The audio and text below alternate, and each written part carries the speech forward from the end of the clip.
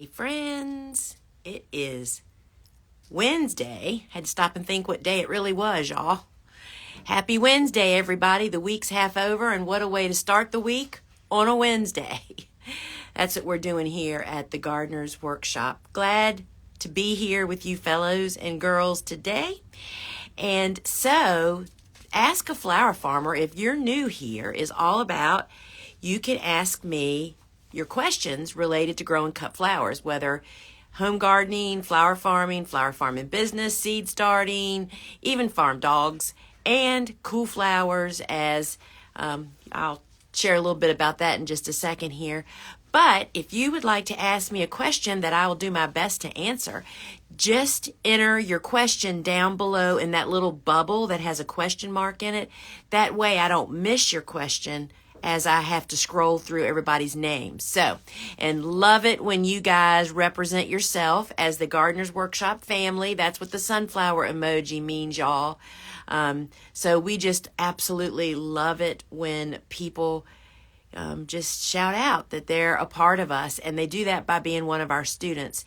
And I will say that I want to remind everybody that my Flower Farming School course and Dave Dowling's is both available on demand. That means you can buy it at any time. And it is, there's no better time than vacation time, right? For those people that are taking vacations. Sometimes in the heat of summer I see a lot of cool flowers going on vacation. It's also a great time to either expand, get your business started, hit the reset button if you're struggling. Would love to have you join our family. So those are available. And so if you are wondering about the cool flowers and you aren't familiar, there is the book. But there's also a video series over on our website under resources. It's free. It's 5 30-minute videos where I address the most common questions that I get about cool flowers. It's called the Cool Season Flower Chronicles. You can listen to it like a podcast. If you don't have to watch, it's just me sitting there talking, right? So to kind of like refresh. So I took the opportunity of this 4-day weekend to start planning my cool flower garden. And, we're really hitting a new button at the Gardener's Workshop Farm where I'm kind of changing up my focus and what I'm doing and how I'm doing it. And I'll be sharing that through the coming I don't know how I'm going to be sharing that. Y'all have to just keep up with me to find out. But it's super exciting. And so I sat down and started planning out my cool flowers.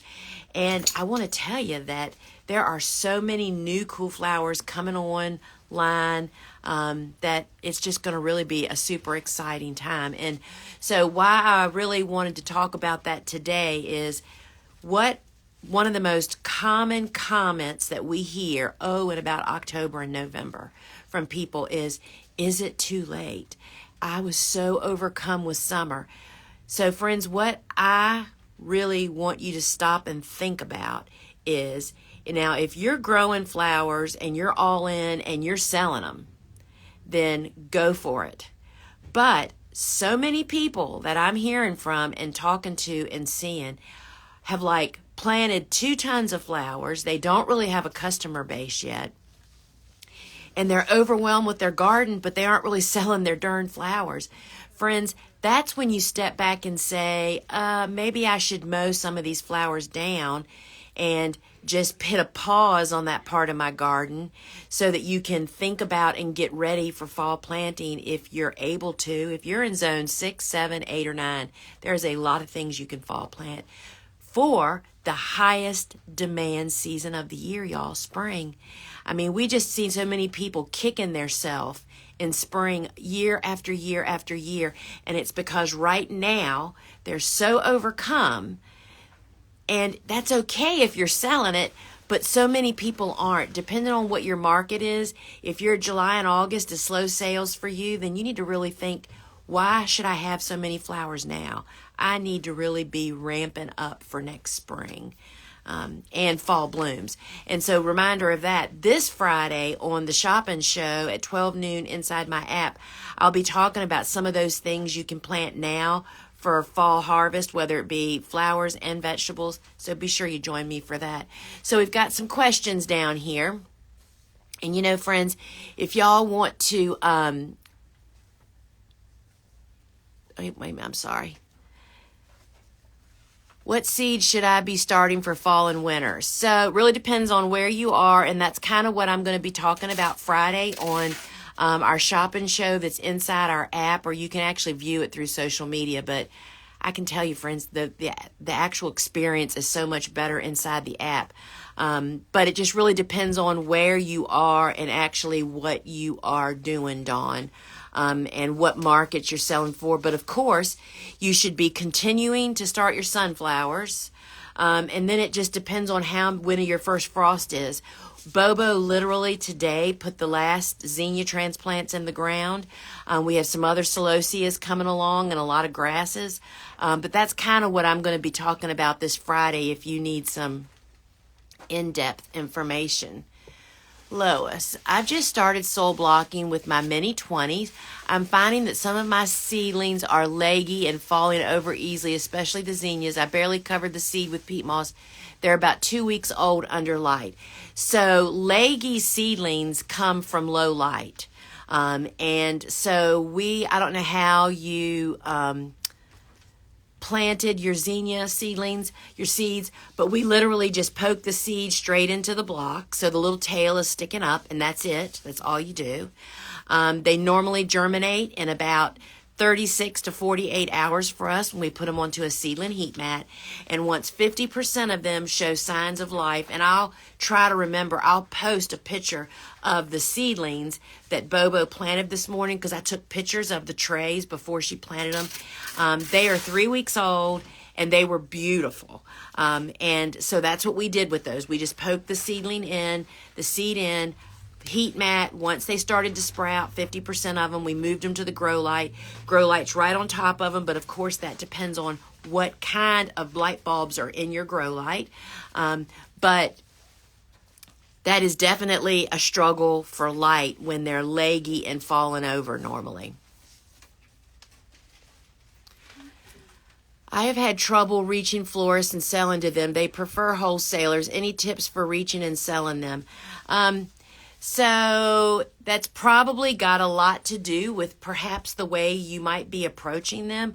Not only do I address that in flower farming school I will tell you that the undercurrent of my course constantly, and sometimes when I'm saying it, I'm thinking they're so sick of hearing this, is about how to train you to be a professional. That's the number one hurdle. And I will tell you, I had to overcome that because there were so many unprofessional farmers that had approached many of the florists that I ended up bringing on board as major buyers from me, because they expect you to have the same, when you come in that way, perhaps the quality, the packaging, the way you handle them, the way you show the pricing, the way they have to buy from you. So that's in my course, but there's also Ellen Frost's course. It's called Preparing to Sell to Florists. Ellen is a florist that only buys from farmers and has been doing it for 15 years. And who better to learn from than the person that you're selling to, right? So I would recommend those two courses to you because that's really what is super. Next is your quality of your flowers. But we help so many people have to overcome. They've gone in and kind of like made that first impression really poorly. Then you have to kind of overcome that. So that would be my advice to you, is to take Ellen's course. And then if you really want to go on to just kind of get your business peas in a row, I guess you would say, my course would be the next one in line for that. Have you been able to have stock blooms for Mother's Day sale? Have played around with plants weeks, but wondering if it's long day sensitive. I do have stock for Mother's Day. We plant it in very early spring. We plant transplants that are about 4 weeks old, and they just hit the ground running. We hoop and cover them, and they're planted into beds with Bio 360. So yes, we have Mother's Day blooms. Should we start soil blocking now for fall? Tanya asks. Tanya, it's a little too early for most people, but that 100% depends on when your first frost date is, and then you do your counting back. And again, the Cool Season Flower Chronicles is a great series. It's free. It's on our website, thegardenersworkshop.com. Go to resources, go to the Cool Flower category, and it's right in there. My book, Cool Flowers. And that's the whole blanket. There is no same answer for different people. And it doesn't even matter if you're in the same zone.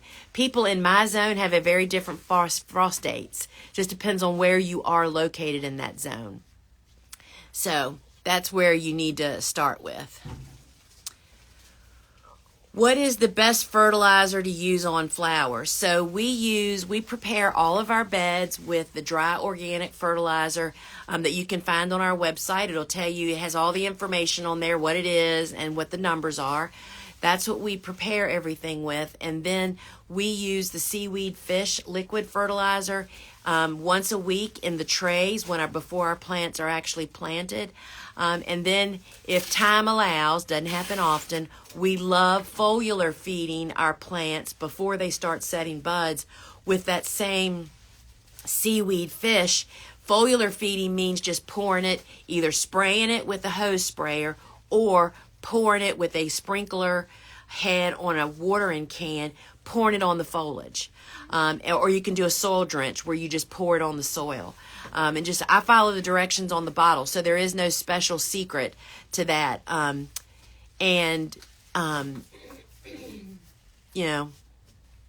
That's where I start anyway. And both of those are on our website, on our store, so you can learn about what their values and everything is. So Lynn asks, if I direct sow seeds this fall, should I apply the Neptune's fertilizer weekly or wait until next spring? Yeah, I don't do other than what we add when we prepare all of our beds. And we actually apply that dry fertilizer according to the directions that it comes with. I think it's like 7 cups per 100 square feet or something, or however many pounds that is. We do that when we prepare, even for our direct seeded beds, and then they get nothing else until they start growing next spring. And in all honesty, we rarely apply liquid fertilizer. We just don't have time. We just don't ever get around to it. So to answer your question, don't do it until they start growing next spring and as they're coming out of the winter. Will feverfew bloom all summer? Mine is just now starting to bloom. I planted these out in very early spring. I'm in zone 8A. It's the same as me. I'm already planning for next year. I'm thinking of planting these in a row along with yarrow and rudbeckia. Well, all feverfew, yarrow, and rudbeckia, well, it depends on what variety of yarrow you're talking about. There are perennial varieties and there's hardy annual varieties, reseeding varieties. We only grow the reseeding or the by seed variety. So feverfew, I plant feverfew in the fall, and I grow all 6 of them, y'all. I was just standing here. I'm standing right across from where the feverfew seeds are. Actually, I think it's 1, 2, 3, 4, 5. It is 6. I grow all 6 of them because they're all unique and different, and they're all contribute in different ways. And if you either sell to florists or event people, they love them for wedding work. So we plant them in the fall. They're winter hardy, I believe, to zone 5. I'd have to look that up. But that means if you're in zone 5, 6, 7, or 8, and 9, you need fall planted. Then we plant it again in very early spring like you did. And ours, that very early spring planting began blooming as our fall planting just finished up. I'll tell you that this was true with the feverfew also. One of the coolest things that happened on our open farm was that we did it with rudbeckia as well. I fall plant rudbeckia. Everybody should fall plant rudbeckia. The abundance, the results is phenomenal, and it is winter hardy to zone 5. So we had on the farm blooming the fall planted rudbeckia, which is chest high on me, most of them. I mean, it is amazing how abundant and tall they are. Then 3 beds over was my very early spring rudbeckia. Same varieties, all transplants planted. It is half the size. that lesson that people got to see and learn about, Dave Dowling just couldn't stop talking about it, because even you just don't understand why it's such a big deal to plant in the fall if you can. Meaning, if it's winter hardy in your winter hardiness zone, you've got to fall plant it. You can plant it again in very early spring to succession, but the abundance and the stem length and the pest and disease resistance is unprecedented. And so the same thing with feverfew.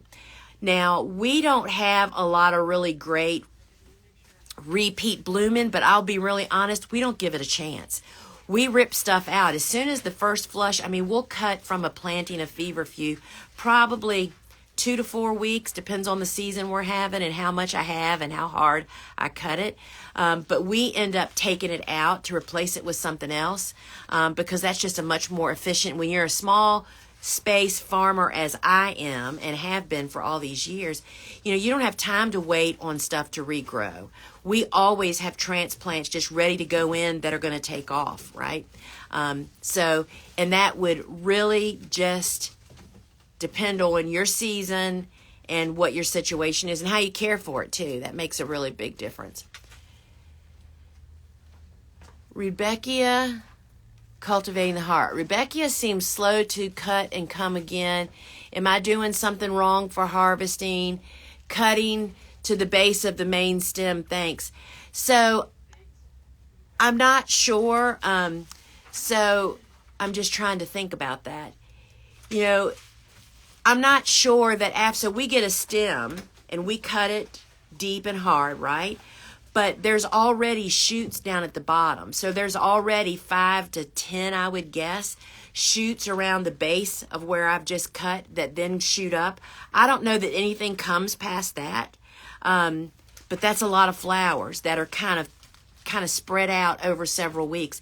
I mean, we typically feel really happy with probably 3 to 5 weeks of harvest. That's why I am always looking how early can I cut something and still have it perform and do the job for me.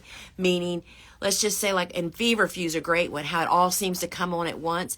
I learned the second I can cut that stuff so that I can start early and have more weeks, right, of growing and then cutting it really, really well each time. So that really spreads the harvest out. And I would say that that's true for Rudbeckia also. And so they don't necessarily continue to create new shoots from the base after that initial few cuts or those first few weeks. It might, if you, again, left it in. We just don't.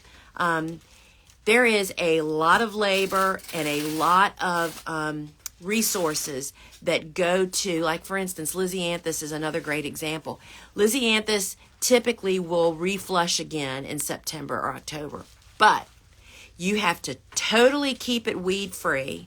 You have to water it and you have to fertilize it. That sounds really simple until it's August and it's hot. The weeds are growing like in the blink of an eye because they don't have a lot of canopy. When you cut them, it's like a brand new bed. You have to be able to suppress the weeds. Few people, in my experience, truly get a flush that's worth weeks of labor to get there. And then unless you really water and feed, they're not going to be very tall stems. And so that's kind of maybe the mindset that I think that we live by here is after we enjoy a cut for 3 to 6 weeks or so, that crop is done and we're ready to move on. I mean, is that how I get so many more blooms? I don't know. Per square foot, so maybe. So I don't think you're doing anything wrong is what I'm getting at. Let's see. Are your feverfew and yarrow come and cut again, or do you succession plant these? Well, I think I just answered that. So we do yarrow. I don't succession plant. So the Colorado Sunset and Summer Berries are varieties that are started from seed. We plant them every fall because we don't want to lose the great colors we grow them for. Both of those varieties are strong reseeders if you let them. we don't ever leave any blooms in the garden to hardly let them ever reseed. But what we find reseed is white and pale pink, the colors that I'm not growing them for. It's those other colors. And so they do continue to bloom. Again, we get 3 to 6 weeks of harvest from them, and then they're kind of done. The heat comes along, and what happens is the stems get shorter and shorter. So you're working hard to maintain them, weed-free, right, and keeping them watered, but you just aren't getting the length, and it's hardly worth it. It would have been so much. What we end up doing is taking that crop out and putting something else in. And that's the whole succession planting and pulling all the time, right? Let's see. Oh, good. Glad that helped you cultivating the heart. Thank you. That was mind-blowing, helpful information on Rudbeckia and yarrow. I think that's what unless it's a crop, and you have to also really remember that it really depends on your growing conditions. It's like, and your skill as a grower. You know, like zinnias are an obvious one. That zinnias are pretty hard to not have them come and cut again, right? Cut and come again. Because they'll just keep on going unless disease and things get them. And that kind of is true on all the annuals, but many of them just aren't worth prolonging it, right? So let's see what this is. Sorry, my phone's turned. I think my glasses are dirty is my problem, y'all. Are you starting any seeds now besides sunflower for late fall color? So that's what I'll be talking about on Friday, and we do have a list. You know, of course, the cut flower kales, crane. I think we have all 4 of the colors. I was just looking. I don't know where they are on here. I think there's white, the kale, crane. Oh, here they are. We have the crane red, crane rose, and crane white. And I'm going to be real honest. Crane white is definitely my choice. The rose and the red are just, to me, not the hottest fall colors, right? Starting those, you can start group 3 or 4 snaps. And so you can, but again, what you have to remember is that, and so tons of grasses.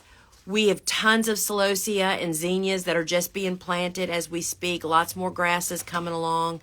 Cosmos out the gazinios because we know that they perform best. And to go strong on those fall colors, the rubenza, oh my gosh. I mean, the white ones, which are good at any time of the year.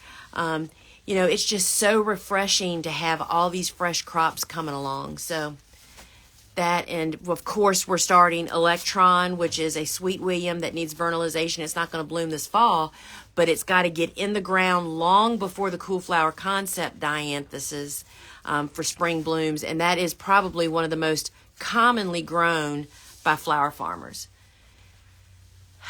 Denise, how long do white lace flower and bachelor buttons bloom into your summer? Mine finished 2 weeks ago.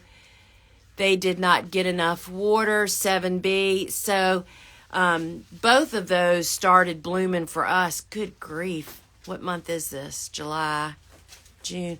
I mean, probably early May, at least by Mother's Day. And that's not true. Bachelor buttons were in April. And bachelor buttons is definitely one of those flowers that if you keep them cut, they will continue to come. But you have to remember this, y'all. All these flowers that we've talked about this morning, the yarrow, the feverfew, bachelor buttons, most of the rudbeckias, and lace flower, they're all cool season hardy annuals. They aren't supposed to perform well once it heats up. So you need to plan on them kind of throttling back when the heat comes. And instead of trying to do CPR, you should have tons of warm stuff that are already in and ready to go in to just take their place and move on. So we cut white lace flower shoot for weeks. So what it does is it starts getting shorter as it gets hotter. We had hip-high white lace flowers this year. That's Orlea, for anybody wondering. And bachelor buttons, what I find with most people, and because I did this myself, is I always planted too much. Bachelor buttons are very prolific, and you have to keep them cut hard twice a week, and they will just keep right on blooming. We only plant like 5 feet of bachelor buttons now because it gives you a lot of blooms, but that allows me to keep it cut clean so they produce a steady supply over a longer time, because who doesn't want blue flowers at any time of the year, right? Hope that helps, Denise.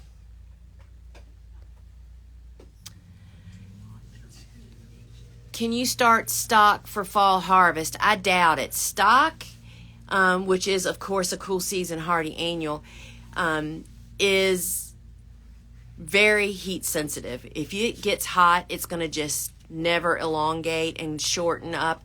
And I'm just trying to think. I know that one of the growers I got flowers from for the pictures in the book of stock, Windhaven, she did a test last year in one of their, because they have a lot of hoop houses. They did it. I don't remember what she said her results were. It would be a struggle, Try to grow snaps. You'd be better off to grow snaps than stock if you're going to do that. But again, they're all cool season hardy annuals, so you got to get them started and grown into a healthy transplant in cool conditions, which means not in a greenhouse, probably indoors in an air-conditioned space before you plant them, and then kind of give them some TLC. So, and y'all, the thing that I think I finally realized after I had been growing for a while is that, first off, I have become a truly seasonal grower. That means instead of doing a bunch of special steps to get something out of season, like planting zinnias before their time or celosia, in spring when you're so hungry, it's like that was that whole part of learning, oh my gosh, if I get on the ball and plant a ton of stuff in the fall and then in the dead of winter, very early spring, I'll have so much stuff I won't even be thinking about. When warm seasons time comes around, it's like, oh no, we got to make time to do that, because we are overcoming harvest. So, just a food for thought to consider. Instead of trying to make stuff go beyond, perhaps, embrace what blooms in that season. Like, for instance, for fall, if we grew, and I tell you, when the book, I just can't wait till the book's out, y'all, and y'all have it in your hot little hands. If we grew the grasses that are so easy to grow, that are so in demand, that are such great quality grasses, you grow grasses and a mix of the sunflower colors, and a few other things. And of course, we always have zinnias and tons of coxcomb. You don't need anything else. And they're naturally grow by themselves during that time of the year. That was just a big eye-opener for me, is to live in the season instead of trying to manipulate stuff to not. It's just more work. And, I have enough to do every day to have to struggle and then to not have good results sometimes, right? So this is the last question, y'all. Let's see what Denise is asking. What is the trick? How to harvest cosmos, bachelor buttons, and white lace flower? How much foliage do you leave? Takes me forever. So, you have to get skilled at it. You have to remember, I've been cutting flowers for 26 years or 25 years. So cosmos is, let's put it this way, delicate stems, which are, I wouldn't consider white lace flower delicate stem, but cosmos and bachelor buttons do have stems that are pretty easy to break. Once you figure out your technique, I remove all foliage from bachelor buttons. I leave one bachelor button flower and strip everything but the very top leaf. That's why my bachelor buttons last so long. And once you get really good, again, don't plant a whole lot of it. You only need 5 feet. And we use bachelor buttons as an accent. Having that blue color in bouquets was amazing. But we also had 2 customers that would buy all that I had. You just learn to get very quick. But one of the things is I find that people don't cut deep enough. We cut almost at ground level. There's constant new stems coming up. And when you have that single central stem with one flower, I usually clip the bottom and strip and move on. And I do it very early in the morning. Cosmos are pretty much the same way. They aren't as sensitive as bachelor buttons. And we do it with netting too. You know, I mean, you just have to learn, and that's a lot about how your netting is installed. If it's installed tautly and proper, it's really easy to cut through. But I would just say practice and not having so much that you can't just do the job complete, meaning cut all the flowers that need to be cut that day. So when you come on 3 days later for the next harvest, there's just clean, nice new flowers there. When you put all those things together, that's what really makes harvesting so much more efficient. So friends, guess what? It's 1 o'clock. So meet me Friday inside the app for I can't even speak, y'all. The shopping show. And Bobo's at home harvesting now. We'll be harvesting again tomorrow. We have a lot of beautiful grass. The grasses are amazing. We still don't have real coxcomb yet. I mean, we typically are cutting coxcomb the 1st of June. We still don't have nice-headed coxcomb. I don't know if we'll have anything for tomorrow or not, but I have plumes. Lots of zinnias, tons of marigolds. We still have rudbeckias. We just have a ton of stuff to show you on Friday. And that show is really all about going through the harvest, y'all, and showing you what the blooms look like. So join me. And I'll probably be doing soul block, and I never know what I'm doing until they tell me. But I think maybe I will be doing a little soul blocking on Friday. And now is the time to get your cool flower seed, y'all. Seed only shipping, seed packet only orders get free shipping inside the app. That's not on the website. It's inside the app. So you just need to sit down just like I did and go through and make your list and get your seeds. And don't be late. I don't want to be hearing from you. Is it too late? You got to get that's a big professional step, is you have to prioritize. You need to do the things that matter the most, right? All right, friends. See you. Let's see. Today is Wednesday. I'm so screwed up with the holiday, right? See you Friday, and then see you Saturday for Seed Starting Saturday. All right, friends. Until we meet again. Ciao.